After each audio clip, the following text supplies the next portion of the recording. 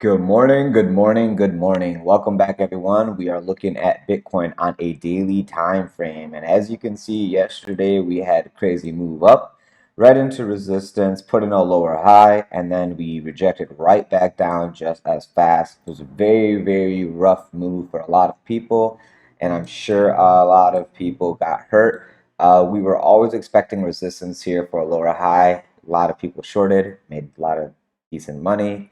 We looked for that scalp on the long at 18.6. A lot of people got it, made a lot of money. We had a stop loss at 18.5. So some people might have gotten it.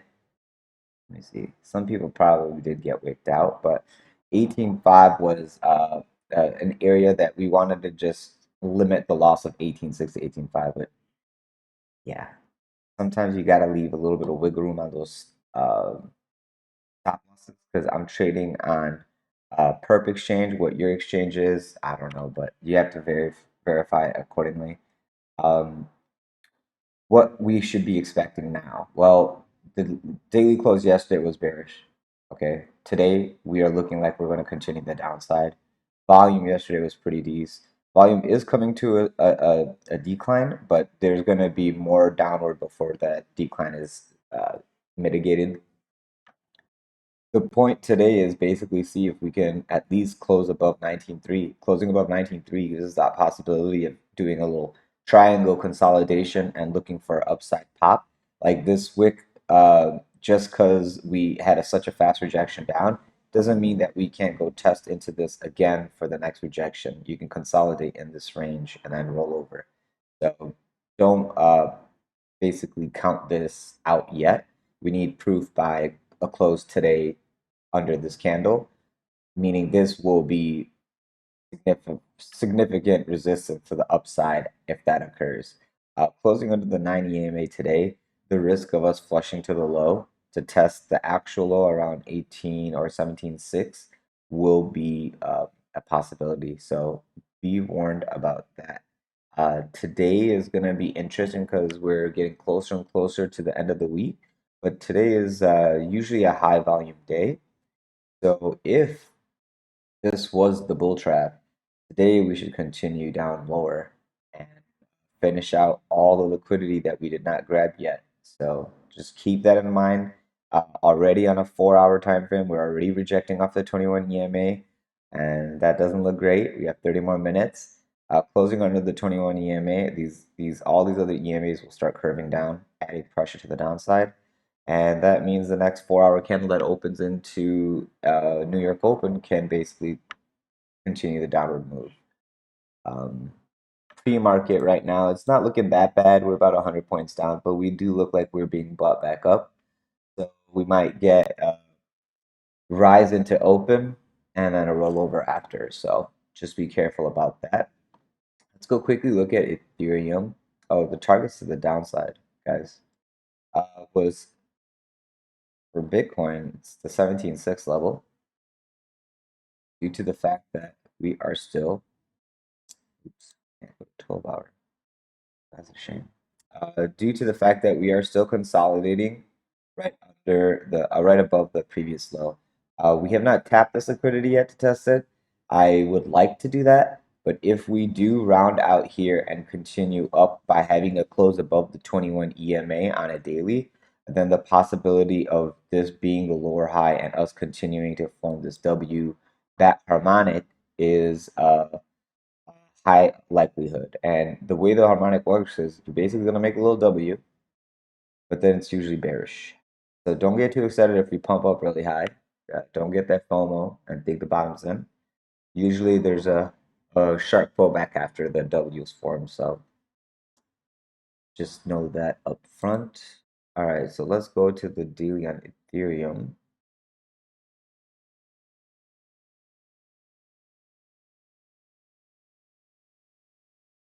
So Ethereum is a little bit more bearish in a sense that we did push off and we did have a sharp move, but Ethereum is now like at a stance that it's make or break. We are in our order block now, the bullish order block that we have waiting to scalp. People did scalp this. That's great. Probably took profit on the 21. Smart. Now it's the time to see, are we going to go lower or not?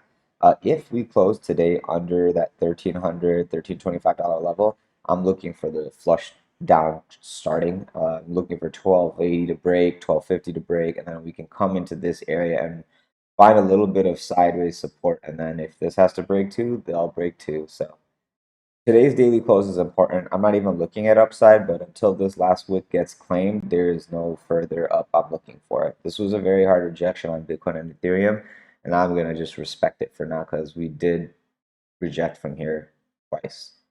Looking for the 4 hour. We are under all the EMAs, which is not great, and we're rejecting off the 21, not great also. If we continue closing down, all this will start pushing down much faster. To the upside, we have resistance at 1325, so that's why that's 1325 to 1335 is a great area to take a short, with the stop loss like 1350 and above. So that way, if we do start recouping this to the upside, you get stopped out. And then if you would like, you can take a nice long hedge from 1280 to 1250 if you get that entry to basically have a nice little straddle. Let's see if my so what I would like to do is I would like to take my short over here from 1375, 1380. You can start between 1330 to 1350, but this was where the real short was. We are already one leg down. So the next short is between 1325 to 1340. So this is where I would DCA into the next short, hoping for the rollover to come down, and I'm looking for the rollover to come to 1250. Now, if this does not give the bullish bounce to the upside to the $1,400, $1,600 levels, what I'm looking for then is this to break down, and then we are basically going to go much, much lower, basically at least to the bottom of the channelish. So that's like around 1,050. And then we can look for like if we're going to the middle of the channel around 850 and whatnot. So right now we are just being chill. We are waiting for the price action to mature. We have our upside targets. We have our downside targets. We're letting price tell us what happens. And the only way we'll know is every 4 hour close and watching volume. And if there's a divergence that we can spot, then we'll know, hey, this is more likely, and we can trade a little bit more aggressively in that direction. But if you already have that long and you already have that short, you're already making the money both ways. Once the range breaks one way or the other, you can close out the other trade and then continue in profit. Let the winner run, as they say. So that was Bitcoin and Ethereum. Last thing I will show you is the ringer. So here is Dixie. Dixie has not only continued to consolidate, it is now using that triangle that we built as support to go higher. 1420 was where I had the last level of resistance. Now we are continuing much higher. I should go on a higher time frame, go weekly. So I'm looking for the next level of resistance right in this top area of this channel, which we have been, wow, I might have to go to a monthly on this. I'm sorry, guys. Yeah, this is where I'm looking for Dixie to go. But if you look at Dixie on a monthly, we've only been basically in an upward trend, rising all the way since about 2008. 2008 to 2012, we put in this nice little bottom, and we've just been riding from 77 golden pocket up, and these fibs are all off of this consolidation. So all these levels I'm giving you is all off of the data just from this consolidation. Okay. Once this inverse head and shoulder broke out, you had the measured move from this neckline all the way to here. We hit it right here, and now we're extending. Okay, so this is the extension that I was expecting resistance at. We're at that and a little bit above, but I don't think there's any need for panic. The monthly candle closes in about 2 days. If we close here on the monthly and the next month opens, I'm this this thing is just so overextended. I'm assuming that we are going to find the resistance, because the way I play my channels, I like to take my shorts off the top, and I like to take my longs off the bottom. So this right here is a very, very large shorting opportunity for me. You can't obviously short Dixie, but you should know that if Dixie is if you're expecting a Dixie pullback at the new month, right? At the new month open, well, if Dixie pulls back, all stocks should rally, especially tech, crypto will rally, etc. If we break out of this and we open and close outside of this channel, I'm gonna be looking for the next month to extend. If the next one don't extend, yeah, like either we're gonna pull back, crypto and stocks will get a relief rally for the last quarter of the year, which I am expecting, and you'll see some nice upward moves into December. From end of October to December, I'm looking for very large, quick upside. And if this does not stop and control down and continues up, well, we will see the much, much deeper levels like Bitcoin at like 12,000 to 8,000, and we'll see Ethereum at, I don't even want to say it, but like 1,000 and under to like 800 to 400 area. So we will wait and see. If this breaks, the next level of resistance I'm looking at is around 120. If that breaks, this is the nuclear level. I have to do something over here trade wise. Like I will be looking for this, and I'm just gonna remove all these little silly doodles. But I've been having this area marked for a while, and I'm curious to see the state of the world if we get to this point. It is not going to be good. Let's just say that. I have much higher targets too, but this is where, okay, so this right here is our support, okay, from the monthly. This right here is where we are supposed to end up for resistance on the monthly.